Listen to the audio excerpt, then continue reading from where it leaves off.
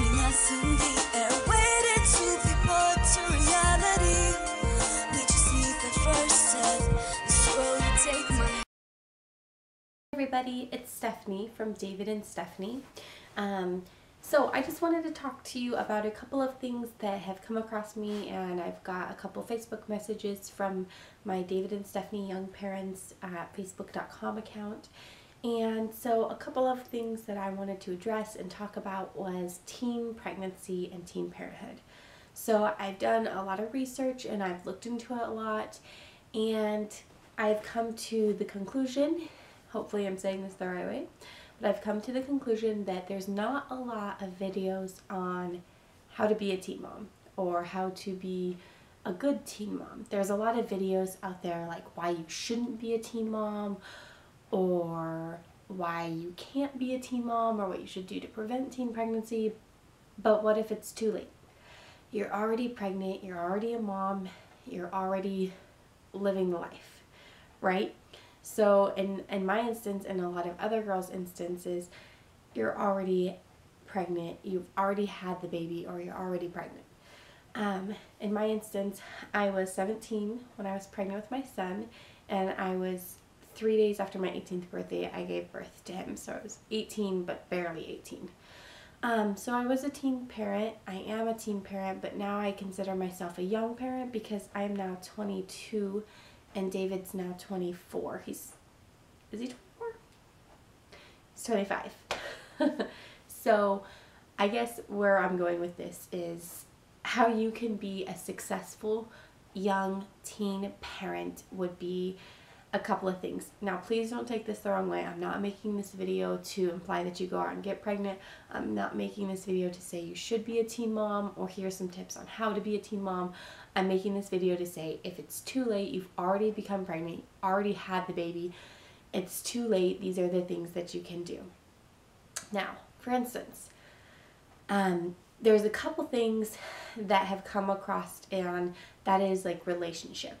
How do you stay in a successful relationship with a partner and you're so young together? So my biggest thing is that you have to remember that you guys are still growing as well. And it's really easier said than done, because I cannot tell you how many times I have called my mom or his mom or anybody just upset and furious with him, and probably vice versa for him as well. So my big thing is that you have to have forgiveness, and you have to have patience, and you have to have a lot of both. And you have to remember that you guys are raising each other. And Dave and I actually learned that from going to marriage counseling right before our wedding ceremony. And this was a couple years ago. So we did have a wedding ceremony, and that was in 2011 after the birth of our son. And one of the things that he had talked to us about is that, most people around the age of 20 or 22, 25, they're still young, they don't know each other, 26, 27. Most people get married around 26, maybe even 30, maybe 25 at the youngest, but most people don't get married when they're 19 or 18. So the thing to remember is that you guys are going to be raising each other. And he kind of drew a graph and showed it to us, and it made sense. It did make sense that, a man doesn't actually mature until they're in their 30s, whereas a woman starts to mature before she's in her 30s. And there's just things that you're going to miss out on, being a teen mom and being a young mom, and that is the going out and having fun with your friends in the middle of the night and going clubbing and all of those things. And me, as a young mom, as a teen mom, I can tell you that you can prioritize that, but there's, got to be a limitation in between. There's got to be, somebody watching your kid. It can't be an everyday thing. It can't be an every weekend thing. It's got to be like a once in a blue moon type thing, because you have priorities. It is not about you anymore. It is about your kids. And then as a team, as a couple, you guys have to both be under that understanding. I'm not going to go out and party, and I don't want him to go out and party. And it's not going to be fair for either of us to do that. And so we both have to be on the same page as that. And, just having a lot of patience with each other, having a lot of forgiveness. Forgiveness is the huge one. Now another thing is like how to deal with parents and in-laws and all of that. So again, same thing, lots of forgiveness and lots of patience.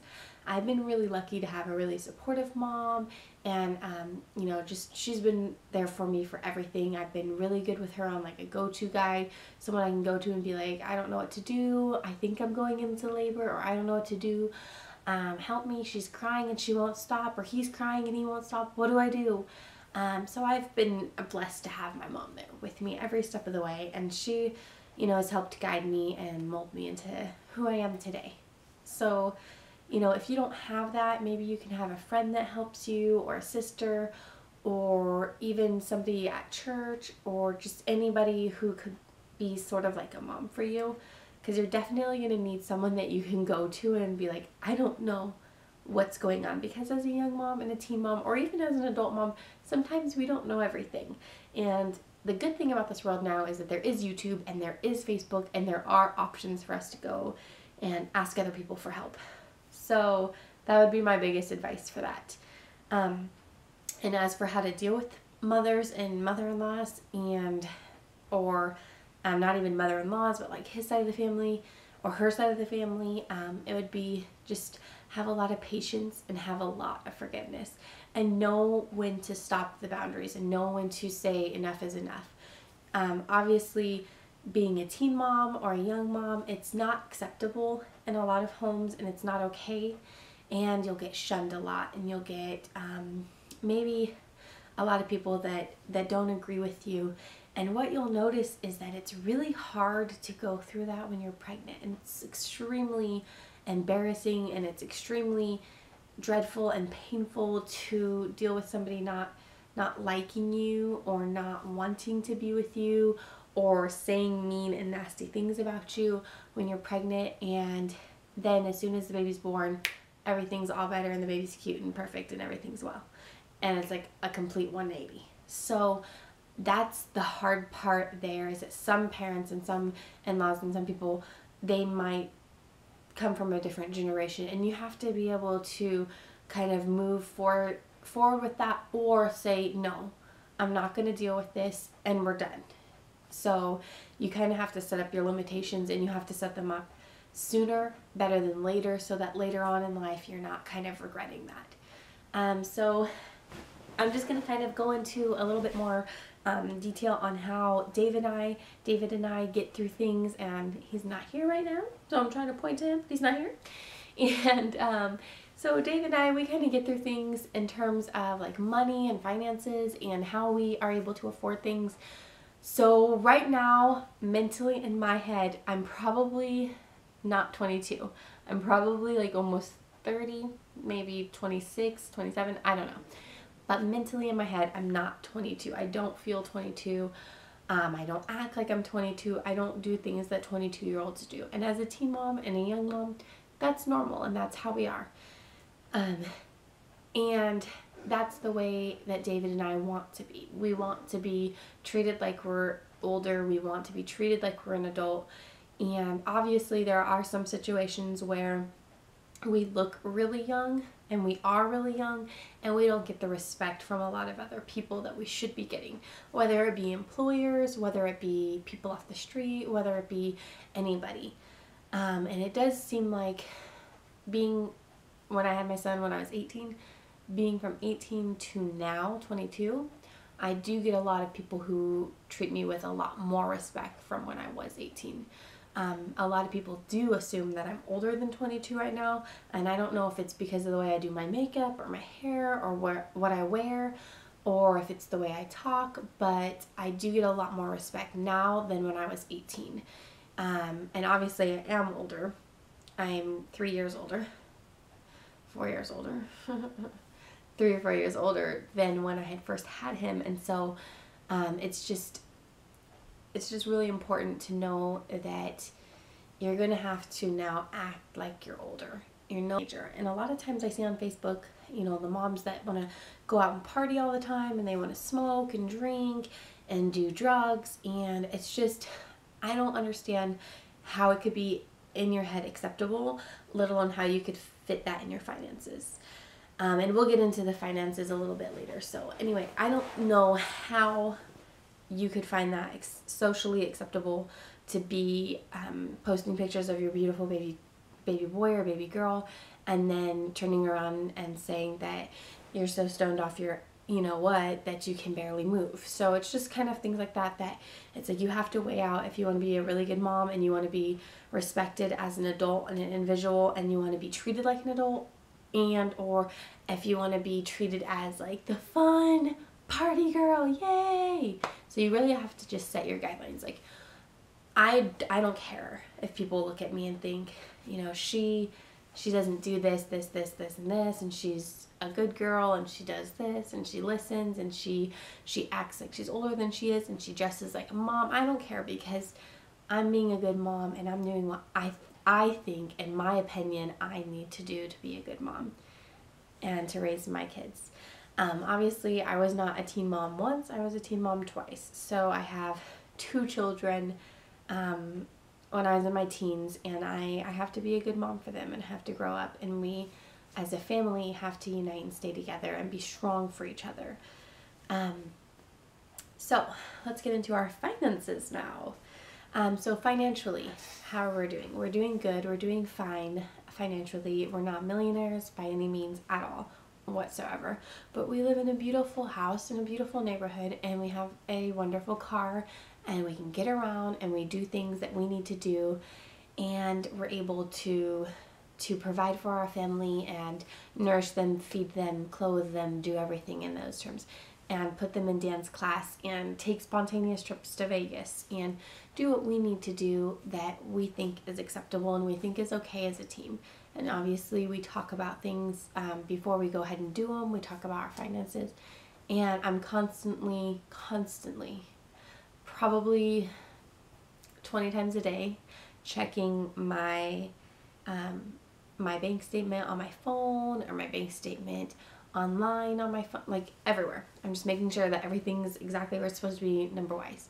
So financially, the way we get through it is that we save every penny. We do not eat out hardly ever. If we do eat out, it's a big treat, and it's either for like a celebration or because somebody got, you know, promoted, or we got a job offer, or it's somebody's birthday. It's something exciting, and that's why we're eating out, or because we haven't eaten out in a month and it's something that we want to do. Other than that, we don't really eat out. We don't get a lot of fast food. We don't drink a lot, hardly ever. David gets beers every once in a while. He smokes, but he's cutting back a lot. I don't smoke at all. And, you know, there's just ways that we can budget. I coupon a lot. And I'm able to get a lot of free things at CVS that way and at other stores. And I will do another coupon video as soon as I can about like how we coupon, how I coupon, and how I'm able to get free stuff.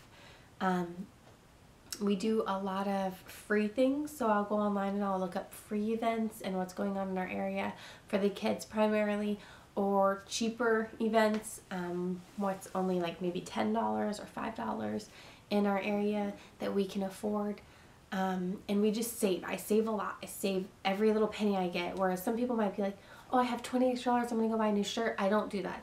I'm not going to go buy a new shirt because I have $20 extra. I'm going to save it and save it and save it and save it until I have enough money to do what I really, really, really want to do.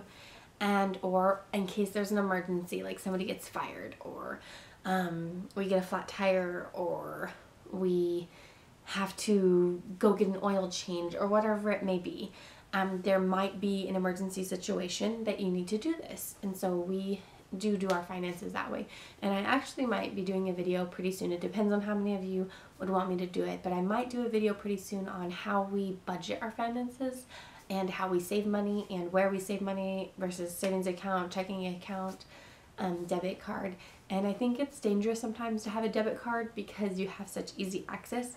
But I also learned that it's really dangerous to have all of your cash on you and put in a safe, because later on somebody might be like, can I see your bank statement to prove that you were buying all of this?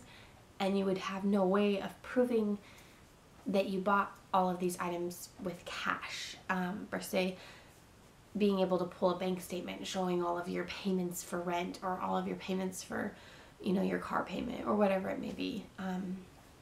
In that instance, that would be a hard thing to do. And a lot of, young parents or teen parents aren't taught that you shouldn't do everything in cash and money orders, because later on in life, you're not going to have a bank statement to prove that you were pulling it all out of a bank account at this date, at this time, making a legitimate payment, or getting a legitimate paycheck or child support or whatever it is that you're trying to prove. And so that would be some things that I guess David and I have both learned. And then another thing that we have learned being young is trusting people, trusting outsiders. So you'll get people that'll come into your life and they'll think that you're young and they want to take advantage of that, and they want to take your money and they want to use you and your home and your house and your items, and they want to steal from you. And that is not okay, and that is not acceptable, and we have run into that a couple times. So you just really have to stand your guard and remember that you guys are a family. And I have had other girls come into our life and try to break us apart and David apart, and luckily David is not the type of person at all that would cheat on me or leave me, so I don't have to worry about that. But there are instances where you do have to worry about that. Maybe your husband is the type of person, or your boyfriend is the type of person.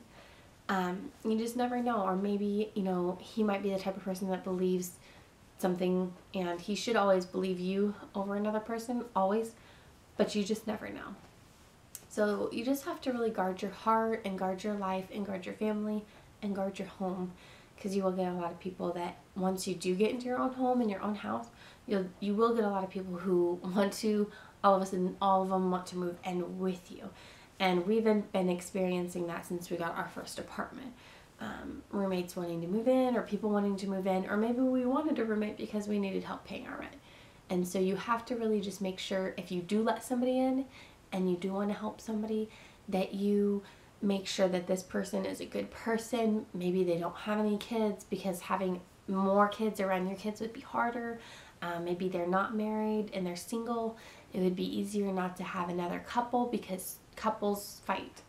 It's just gonna happen. People fight, people have arguments, and they don't get along, and couples don't want to hear other couples fighting because it's discouraging. And it's hard to live around that. And sometimes it's hard to live with a lot of kids, or maybe your kids go to bed at 8 o'clock and her kids go to bed at 2 o'clock, whatever it may be. My point is that you have to know what's okay for your family and what you can deal with. And just don't put yourself in a situation where you can't handle it. These are helpful tips that I've learned throughout my couple of, not very many, but just a couple years of being a teen mom and a young mom. A couple of tips that I've learned. And you can take it with a grain of salt, or you can move on and just not watch the video at all. But I was just kind of looking on YouTube, and I couldn't find any videos on good advice on how to be a good teen mom, a good young mom, and to always make sure you're going down the right path. So hopefully this video has brought some help to you and some exciting tips, and you've learned a little bit of something on just being patient, forgiveness, and make sure that you focus on you and that baby. It's not about anybody else but you and that baby now, and obviously trying to keep your relationship going as well, because obviously I have been without David before, where I've had to raise Jaden by myself before. I've had to raise him all alone, and I didn't have anybody helping me except for my mom and dad, and that is hard. It's really hard to be on your own with a baby, with a newborn, or with a toddler, or both. And so it's just really important to know that, forgiveness and patience work, and focusing on you. You need to go to school still. You need to graduate still. You have to graduate. You have to. And you have to put those priorities first. And you have to work. You have to work.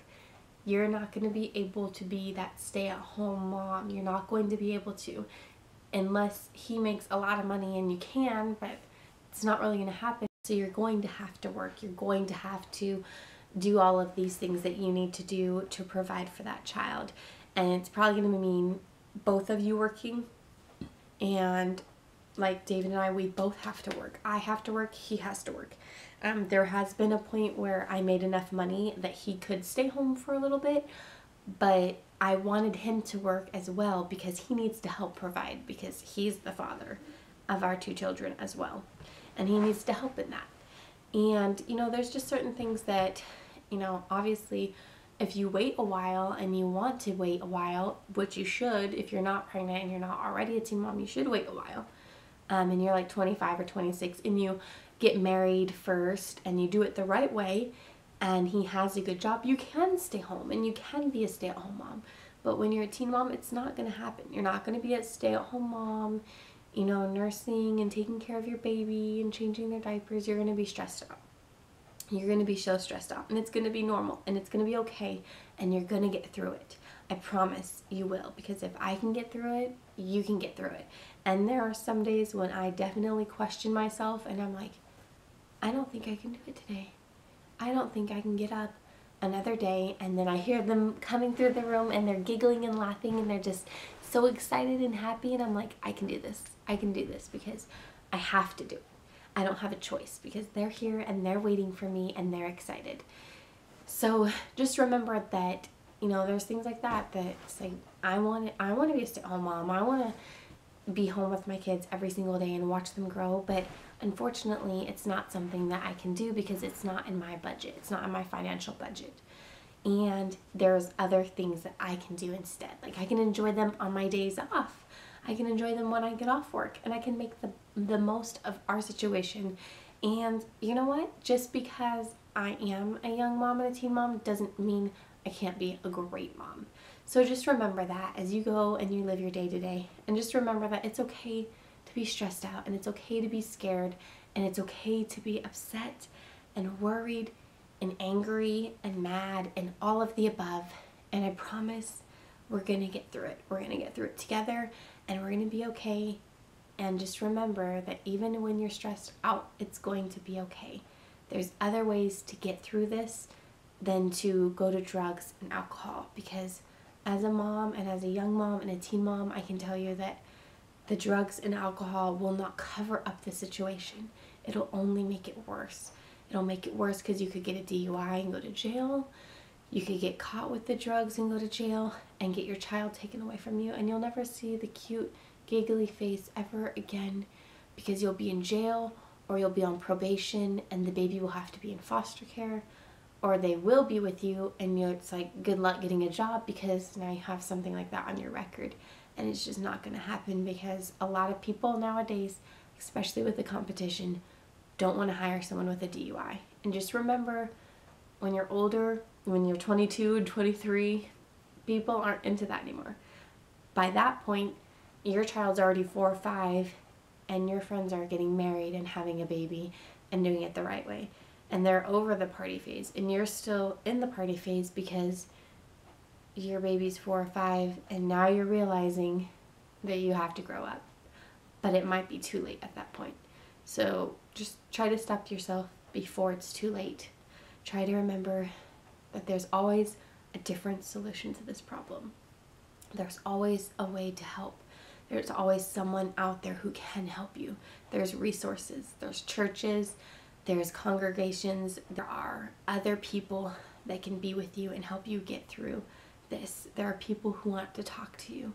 There are advisors, there are counselors, there are tons and tons of people who can help you and teach you and help you get through this. And I cannot stress that enough, that if you do feel that stressed out, that you feel the need to do this, that it's really important to know that there are resources out there to help you before it's too late, is what I'm trying to say. There's people out there who will help you before it's too late.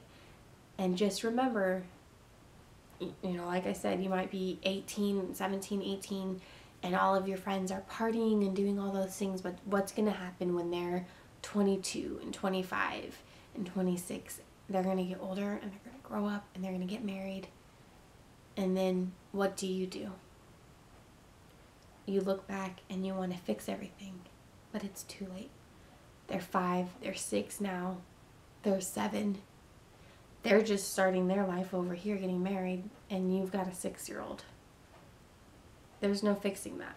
It's either too late and that 6-year-old's gone, you don't have him anymore, or he's just been neglected to the point it's too late. Don't let it be too late. Take charge. Take action. Be a good mom. Be a good parent. Be a good dad. Be a good support team. And if you don't have a spouse with you and you don't have a dad with you, you can do it by yourself. There's ways. There's options. There's help.